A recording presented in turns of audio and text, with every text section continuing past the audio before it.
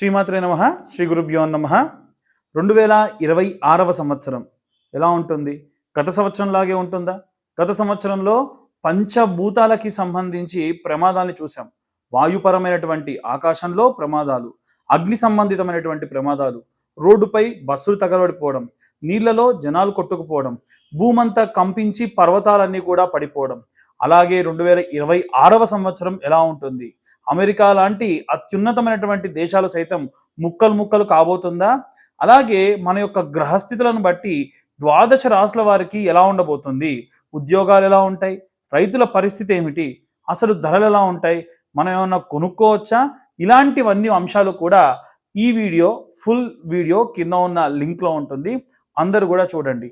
ద్వాదశ రాశుల వారికి సంబంధించి విశేషమైనటువంటి ఈ యొక్క విషయాలన్నీ కూడా ఇప్పుడు మనం తెలుసుకుందాం. ప్రప్రథమంగా మేషరాశి వారికి సంబంధించి 2026వ సంవత్సరం ఎలా ఉండబోతుంది అనేటువంటి విషయాన్ని ఇప్పుడు మనం తెలుసుకుందాం. అలాగే వీరు ప్రత్యేకంగా ఏ రెమెడీస్ పాటించాలి అనేటువంటి విషయాన్ని కూడా తెలుసుకుందాం. 2026వ సంవత్సరం అంటే ప్రతి నెల మనం చెప్పుకునేటువంటి మాస ఫలితాల్లాగానో లేకుంటే పక్ష ఫలితాల్లాగానో ఉండవండి. మనకు ప్రథమార్థము, ద్వితీయార్థము, ఉగాది సమయంలో మనకి ఎలా అయితే ప్రథమార్థం ద్వితీయార్థం అనేటువంటిది ఉంటుందో అదే విధంగా ఈ సంవత్సరాన్ని కూడా మనం 2 భాగాలు చేసుకుంటే ప్రథమార్థంలో అది కూడా మార్చి నెల ప్రాంతం వరకు మళ్ళీ మనకు గత సంవత్సరం లాగానే పంచగ్రహ కూటమి ఇలాంటివి జరగబోతూ ఉన్నాయి. ఎప్పుడు ఇలాంటి పంచగ్రహ కూటములు జరిగినా విశేషమైనటువంటి ప్రమాదాలు ఎక్కువగా జరగవచ్చు. మేషరాశి వారికి సంబంధించిన విషయానికి వస్తే ఎట్టి పరిస్థితుల్లో మార్చి నెలలో ఎటువంటి దూర ప్రాంత ప్రయాణాలు చేసుకోకుండా ఉంటే మంచిది. వీలైనంత వరకు ఏవైనా సర్జరీలున్నా, ఏవైనా ఎవరినైనా విశేషంగా మనం కలవాలని దూర ప్రాంతాలు ప్రయాణం చేయవలసి వచ్చినా మానుకోవడం మంచిది. ఏదైనా సరే బలీయమైనటువంటి పరిస్థితుల్లో తప్ప అనవసరంగా ఎవరి దగ్గరికి కూడా ఈ సమయంలో వెళ్ళి మీరు లేనిపోని ఇబ్బందుల పాలవ్వకుండా ఉంటే మంచిది. ముఖ్యంగా గ్రహ సంచారంలో భాగంగా ఈ యొక్క గురుగ్రహం అనేటువంటిది సంవత్సరం ఆఖరికి వచ్చేసరికి ఈ యొక్క కన్యా రాశిలోకి అంటే సింహము తర్వాత కన్యలో ప్రవేశిస్తూ ఉంది. అప్పటి వరకు కూడా ఈ యొక్క మేషరాశి వారికి పంచమంలో గురుగ్రహ సంచారం చేసేంత వరకు కూడా కొన్ని ఒడిదుడుకులు సాధారణంగానే ఉంటాయి. ఈలోగా భూ సంబంధితమైనటువంటి లావాదేవీలు, భూమిని అమ్మడం కొనడము, రైతులు ఎవరైతే ఉంటారో వారు మాత్రము ఈ నెలలో ద్వితీయార్థంలో పండించేటువంటి పంటకు సంబంధించిన విషయంలో అంటే ఎండాకాలం పంట తర్వాతి సమయంలో చేసేటువంటి వాటి విషయంలో కాస్త లాభించవచ్చు. ఎందుకంటే కుజుడు అనేటువంటి వాడు మేషము తర్వాతకి ఈ యొక్క వృషభ మిథునాల్లోకి సంచారం చేస్తూ ఉన్నాడు.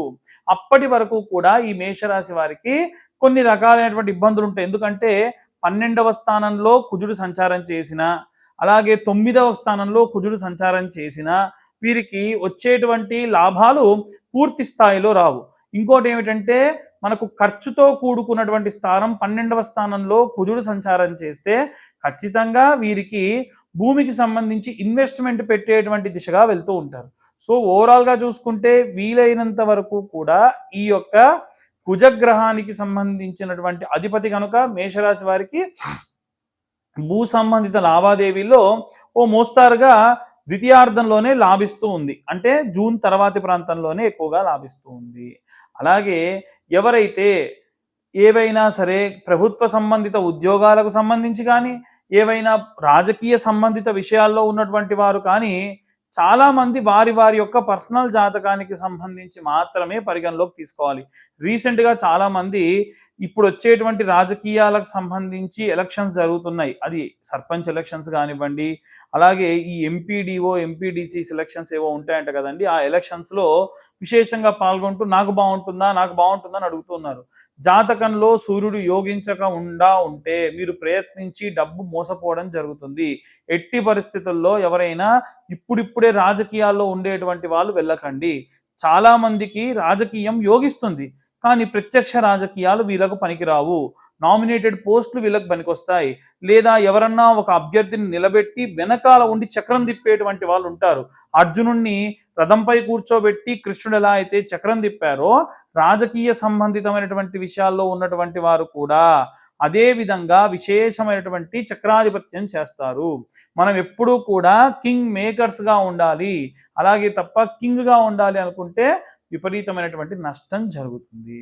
అలాగే వివాహం కోసం చూసేటువంటి వాళ్ళు ఎవరైతే ఉన్నారో గురువు మీ యొక్క లగ్నం నుండి కూడా ఏ స్థానంలో ఉన్నాడనేటువంటి చూసుకోవాలి. గోచారం విషయానికి వస్తే విశేషంగా కుజగ్రహానికి సంబంధించి ప్రథమార్థం అంతా కూడా తృతీయం నుంచి పంచమ స్థానంలోకి సంచారం చేస్తూ ఉన్నాడు. అంటే ఎప్పుడైతే ఈ కర్కాటకం నుంచి సింహంలోకి ఈ యొక్క గురు అనేటువంటి గ్రహం అనేటువంటిది సంచారం చేస్తుందో అప్పుడు అద్భుతంగా మేషరాశి వారికి లాభిస్తుంది. ఎందుకంటే మేష, వృషభ, మిథున, కర్కాటక సింహాలలో చూసుకుంటే పంచమంలో గురువు భాగ్యస్థానానికి చేరుకుంటాడు.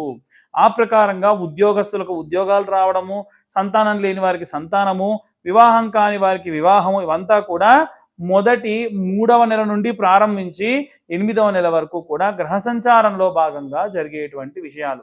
అయితే ఇక్కడ శుక్రగ్రహాన్ని కూడా మనం పరిగణలోకి తీసుకోవాలి. ఇప్పటి వరకు నేను చెప్పింది ఏమిటి? వివాహం కోసం చూస్తున్న వాళ్ళు, సంతానం కోసం చూస్తున్న వాళ్ళు, ఉద్యోగాల కోసం చూస్తున్న వాళ్ళు. ఇక ఆల్రెడీ ఒకవేళ ఎవరైనా వివాహం అయి ఉంటే ఆ వివాహం అయిన తర్వాతకి కలత్ర దోషం, జాతకంలో కలత్ర దోషం ఉండి భార్యాభర్తలు కొట్టుకుంటూ ఉన్నారనుకోండి, విపరీతమైనటువంటి ఇబ్బంది కూడా ఉంటుంది. ఇవాళ రేపు చాలా మంది ఏమిటంటే వివాహం కంటే ముందు నటిస్తూ ఉన్నారు, ఒకరికొకరు మాస్క్ వేసుకొని వారు ప్రవర్తిస్తూ ఉన్నారు. వివాహం అయిన తర్వాతకి ఆ మాస్క్ అనేది తీసేస్తున్నారు, నచ్చక డైవర్స్ దాకా వెళ్తూ ఉన్నారు. అలా డైవర్స్కి వెళ్లకుండా అర్థం చేసుకొని ఉండాలి అనంటే విశేషంగా శివారాధన చేయడము, మానసాదేవి యొక్క ఆరాధన చేయడము, అన్యోన్య దాంపత్యం చేయుటకు శుక్రగ్రహ సంబంధితమైనటువంటి జపాలు చేసుకోవడము విశేషంగా బాగుంటుంది. చూడండి, ఎట్టి పరిస్థితుల్లో ఈ యొక్క కుజుడు రాష్ట్రాధిపతిగా ఉన్నటువంటి మేషరాశిలో ఉన్నవారు పొర్రపాటున కానీ వీరు కానీ డైవర్స్కి వెళ్ళారనుకోండి, వీరు అలసిపోతారు.